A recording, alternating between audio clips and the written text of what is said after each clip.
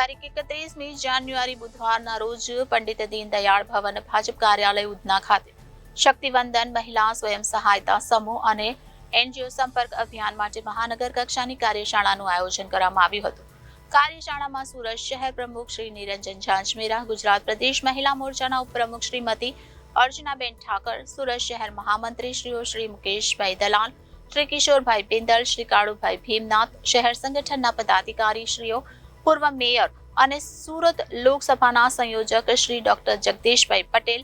સુરત મહિલા મોરચા પ્રમુખ શ્રીમતી શીલાબેન તારપરા, મહામંત્રી શ્રીમતી જાગૃતિબેન દેસાઈ, શ્રીમતી માયાબેન બારડ તથા અન્ય અપેક્ષિત કાર્યકર્તાશ્રીઓ ઉપસ્થિત રહ્યા હતા।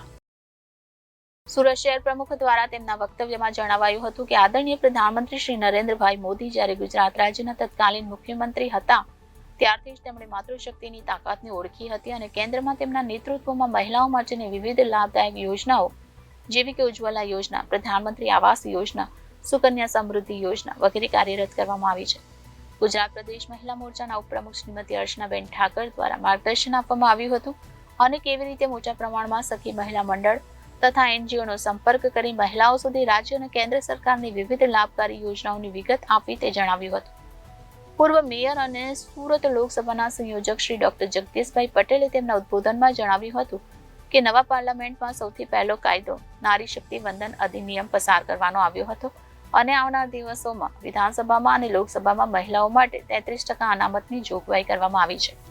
આ અભિયાન સુરત મહિલા મોરચાની આગેવાનીમાં સુરત શહેર સંગઠન દ્વારા કરવામાં આવશે। Reporter Arvind Rathod, Janadesh News, Surat.